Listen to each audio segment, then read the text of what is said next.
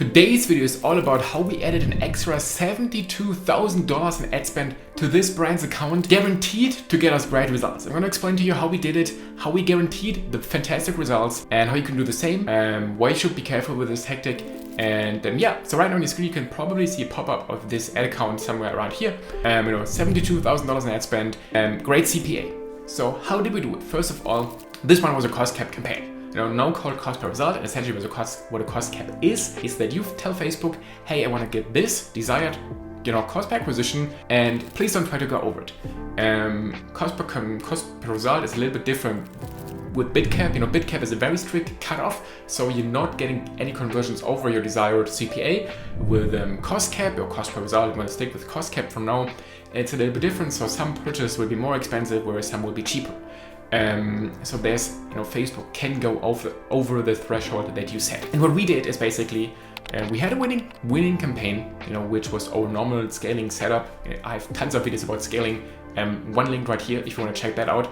But we had a winning campaign, a winning ad set with post IDs in there. And what we did is we took this, winning campaign, we simply duplicated it. We deleted every ad set except for the one which had our post IDs in here. So it was, one duplicating campaign, CBO, one ad set, again, our scaling ad set. Again, if you don't know how our scaling setup looks like, video is linked right here.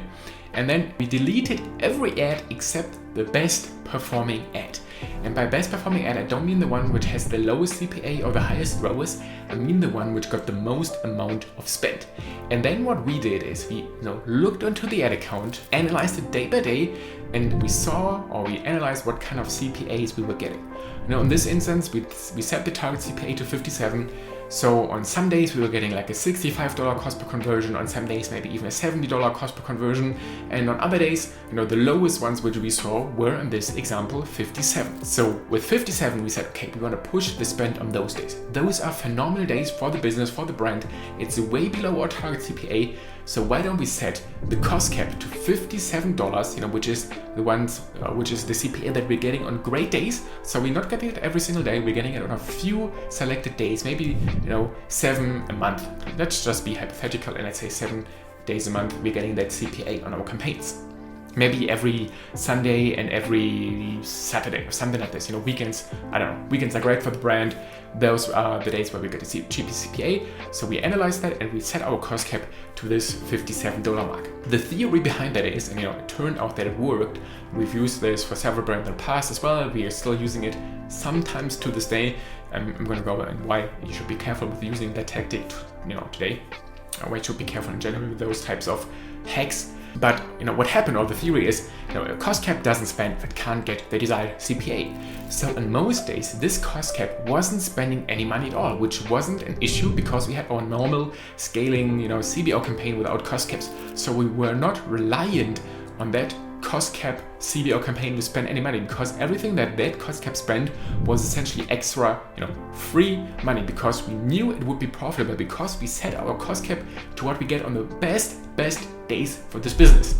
And this is exactly what happened. It just spent a little bit of money, maybe every day, maybe every other day. Some days it didn't spend at all, but when it spent, it got us a phenomenal CPA. And as you can see, how it turned out is that we got a $51 CPA, which is even below our cost cap. And this is essentially the tactic. You duplicate your scaling campaign, winning ad set, winning post IDs, delete every single ad except the one which got the most amount of spend, and then you set your cost cap target to what you're getting on great days. Theory is it only spends on great days. So why should you be careful, or how should you be careful with that? First of all, horizontal scaling is always a little bit scary, because it can be that the ad, within that cost cap is kind of competing with the ad in your normal CBO scaling campaign. So in this instance, or when you launch something like this, you should always analyze your account-wide CPA or even blended CPA, new customer CPA. If it shoots up, okay, these ads are competing with each other, it's not good for the business. What you can do in that instance is to try to switch up the attribution window. So instead of, let's say you're running 7-day click, 1-day view on your normal CBO scaling campaign, what you can do is that you can change the attribution window to, 1-day click, 1-day view, for example, or 1-day click only. This usually has a slightly different algorithm and also works extremely well. Also, if you're still currently running Advantage Plus and a normal CBO campaign, I suggest not to use the tactic, because there are too many campaigns going on. They will eventually interfere. You will not notice it immediately, but you will be kind of prevented from scaling up.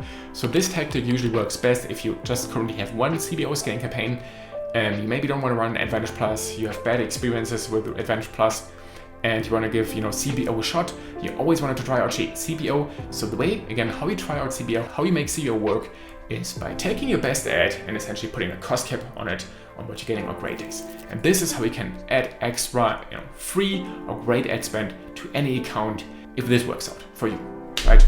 So yeah, I hope you enjoyed this little quick case study in some ways, this little experiment that we did, which we also use on other brands. So I hope you enjoyed this video, and I'm gonna see you in the next one. Bye.